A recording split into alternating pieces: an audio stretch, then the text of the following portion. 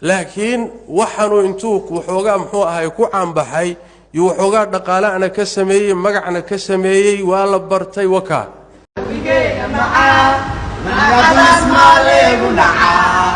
dhalinyaradii yaryarka ahaa ee soo korayay markay waxaasoo kale arkaan ma waxaad ku karaysaa adiga wax weyn 12 sano tacliin garaac oo sheekh intaasoo dhan maxaa raadinaya soo xoolo ma oo waxoogaa dhaanta amaan garaac oo hal sano ku taajiro ku leh umaleymayo waxa fanaaniinta kale ag joogto wuxuu aga duwan yahay kaliya loo eedeeyaa ma jirto laakiin mar hadduu sheekhu meesha soo galo Soomaalida waxay tiraahdaa meel libax soo galay la u joogi mayso aniga sheekhu arintan soo gala بس waa baxay السلام عليكم صاحب يال مالك استوى جوجتان سكسو مقالك ينسو قاريبا هالك تقدر داونسان وشانك شاعر شاكي ولكن شاعر شاكي كسر هذا برنامج كذا لهين تبلشدو أنا دي كوجاي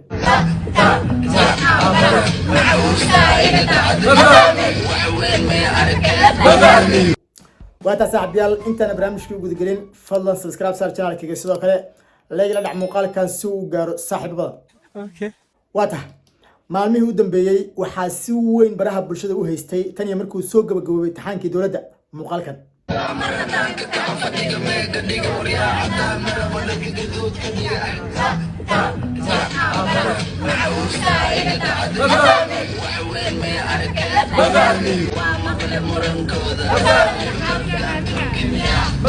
haddaba waxaa halkan idinku hayaa muuqaal la ii soo diray oo muuqaalkan daba jooga ka oo Sheekh Maxamed Cabdi Umul salaadii jilcay ee maanta uu ku taataatay haddaba arrimaha Sheekh Umul ka dhawaajay iyo soo kale ardayda Muqdisho maxaa la gudboon maadaama laga yaabo in markii labaad ay soo yeerto arrin qayladaan aad u xun to aan xasuusano in sanadkii hore imtixaankii dawladda ay ku dhaceen in ka badan 10,000 oo arday taa oo reer Muqdisho ama gobolka Banaadir ay u badnaayeen haddaba arrintaasi waxay keentay in culimada qaar ay ka aamusi waayaan bal markan Sheekh Umul muxuu leeyahay oo maalmo gudahood ama sanad gudihii noqday najmi xidig xidig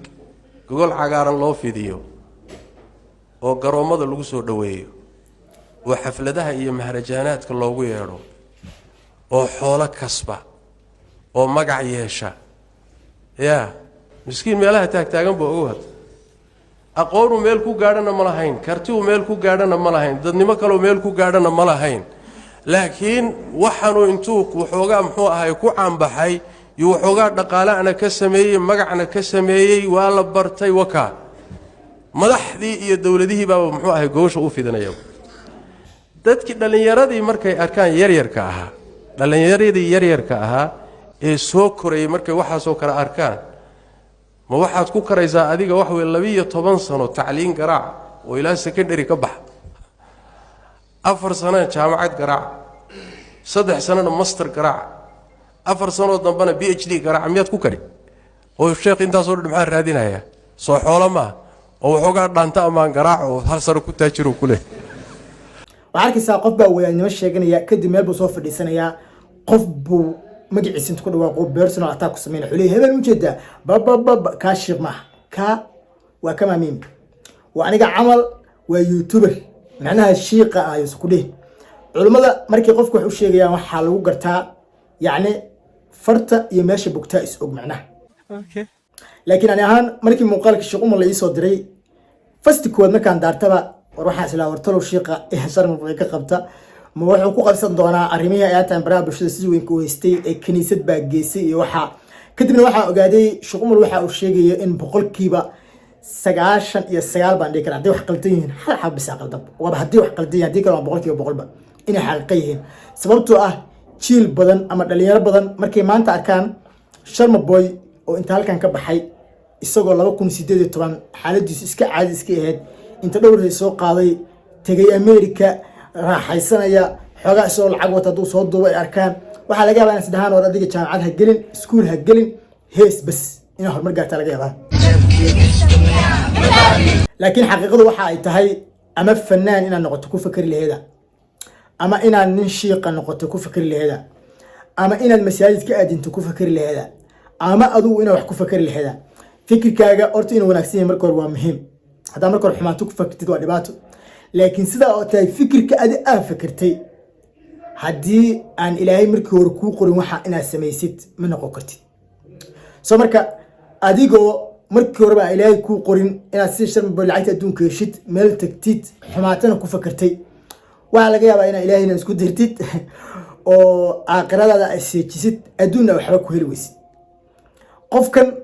meeqa qofood oo fanaan ah oo maanta adduunyada joogta ama dunida nala saaran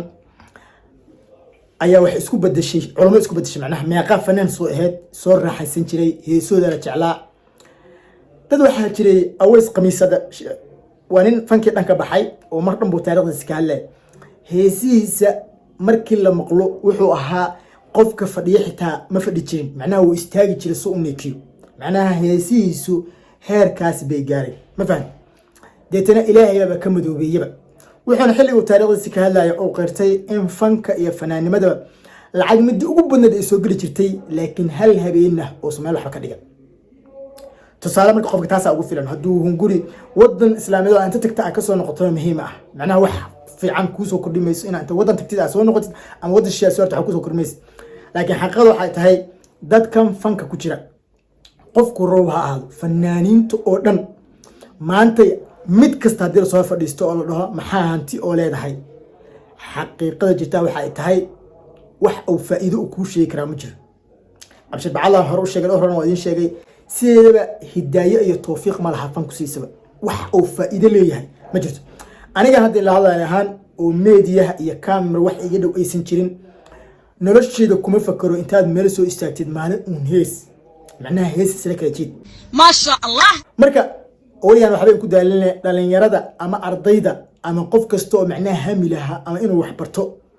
waxa kula tali lahaa inuu arinta shaqo umal taladiisa qaato yeelo oo macnaha ku fakirin hebel baa maanta waxaan sameeyay xataa xarkay ku dhahay anigu markaan soo tahriibin soo rafaadayne maxaa laba mar u soo heesi waayay si sharmo kala Amerikti war sharmo ilaahay oo qormeesho tagi lahaa janna iyo naar wuxuu gal lahaa aduu lacag heli lahaa haduu soo waxba heli leen adigan maxaa lagu qormeys weydiis marka daa xumaanto ku fakir lahayd laga yaabo in lagu qorinayo xumaantada wax ku heshid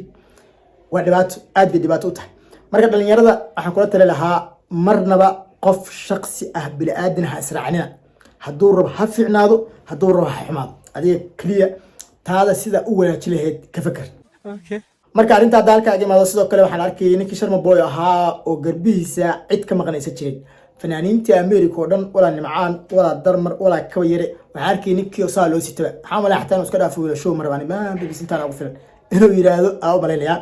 marka Sharma Boy waxaan leeyahay ku soco u maleemayo waxa fanaaniinta kale ag joogto wax aga duwan yahay kaliya loo eedeeyaa ma jirto laakiin mar hadduu shaqo meesha soo galo Soomaalida waxay tiraahdaa meel libax soo galay la joogo mayso aniga shaqo umal arintan soo galo bas waa baxay aad oo ma santaa daawashada muuqaalka shaqada la saayo muuqaalka bixisay